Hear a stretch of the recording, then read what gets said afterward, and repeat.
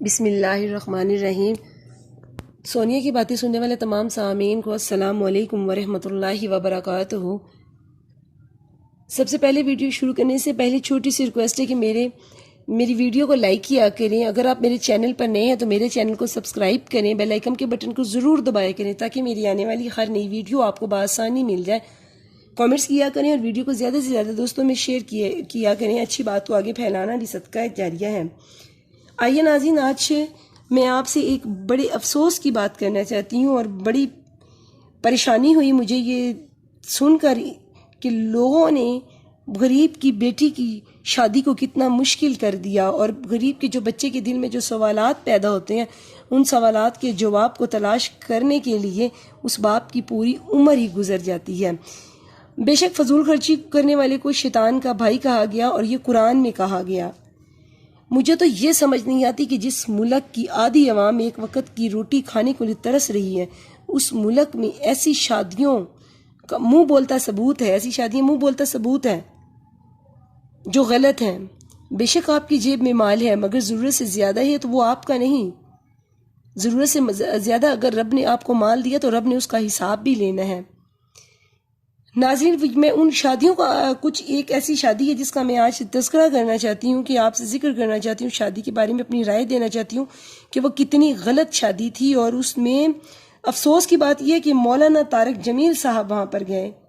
جو سب سے ایک مجھے ناپسندیدہ ایک بات یہ لگی کہ مولانا طارق جمیل صاحب نے اس شادی میں گئے ہیں، اور وہ بچی کا نکاح مولانا طارق جمیل نے پڑھایا، اور وہ شادی تھی ماسٹر ٹریلز والوں کی شادی تھی، جو لال اینڈ سن کے بچوں کی شادی تھی، جو ماسٹر ٹریلز ایک انٹرنیشنل کمپنی ہے، ان کے بچوں کی شادی تھی، جس پر ولیمے کی سجاوٹ کے لیے 1 کروڑ روپیہ خرچ کیا گیا، آتش بازی کے لیے 1 کروڑ روپیہ خرچ کیا گیا۔ بے حیا یہ گلوکار جو بلوائے تھے 1 کروڑ 50 لاکھ روپیہ ان کو ملا، جو ترکی سے بلوائے گئے تھے۔ اس میں شرکت کی راحت فتح علی خان نے بھی، جس کو 55 لاکھ روپے ملے، اور عاطف اسلم نے کی، جس کو 50 لاکھ روپے ملے گئے۔ مہنگی ترین شادی تھی، اور پیسہ پانی کی طرح بہا دیا گیا۔ اور تعجب کی بات یہ ہے کہ مولانا طارق جمیل جو دنیا کو درس دیتے ہیں، جو دنیا کو اسلام کے بارے میں، جو نماز کے بارے میں، روزے کے بارے میں، جن کی باتوں کو ہم فالو کرتے ہیں، جن کی باتوں پر ہم عمل کرتے ہیں، جو ہمیں جنت اور دوزخ کا بتا دیتے ہیں، افسوس کی بات یہ ہے کہ مولانا طارق جمیل نے وہ نکاح پڑھایا، اور مولانا طارق جمیل کو اس نکاح کے 50 جو بندے تھے، ان بندوں نے کہا کہ مولانا طارق جمیل صاحب اس بچی کا نکاح پڑھائیں گے۔ 50 بندوں کی یہ ڈیمانڈ تھی کہ مولانا طارق جمیل آئیں اور اس بچی کا نکاح پڑھائیں۔ مولانا طارق جمیل ویسے نہیں گئے، انہیں 10 لاکھ روپیہ ملا اس نکاح کا۔ میں نے تو آج تک کبھی یہ ہیڈ لائنز نہیں پڑھی کہ وہ فلاں غریب کی بچی تھی، 5-6 لڑکیاں تھیں وہاں پر کٹھی، ان کی شادیوں کا ایک جیسے اجتماع ہوتا ہے، اور وہاں پر مولانا طارق جمیل صاحب نے نکاح پڑھایا۔ مجھے صرف تعجب اس بات کا ہے کہ مولانا طارق جمیل صاحب رسول اللہ کی تمام سنت کو جانتے تھے، وہ جانتے تھے فضول خرچی اسلام میں جو ہے وہ گناہ کے زمر میں آتی ہے، فضول خرچی گناہ ہے۔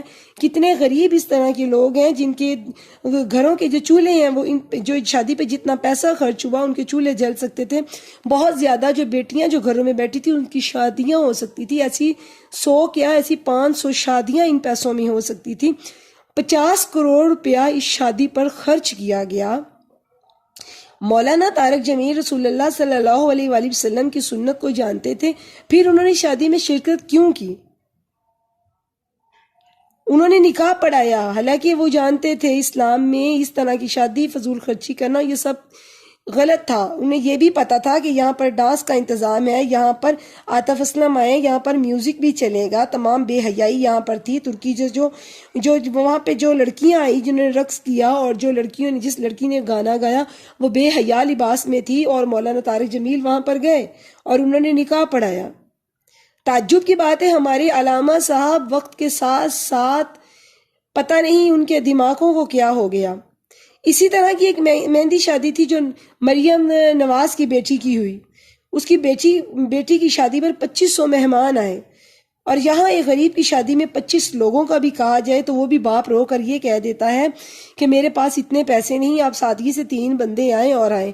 کروڑوں روپے اور لاکھوں روپے کے پھولوں کی بارش کی گئی، اور جب کوئی غریب مرتا ہے اس کی چارپائی پر پھول ڈالنے کے لیے بھی اکثر گھرانے ایسے جن کے پاس پیسے نہیں ہوتے، اور یہاں پر وہ ایک 50 لاکھ کے جو پھول تھے جو پیروں کے نیچے آ کر خراب ہوئے، وہ پھولوں کا انتظام کیا گیا۔ سوال یہ پیدا ہوتا ہے کہ اتنا پیسہ کہاں سے آیا؟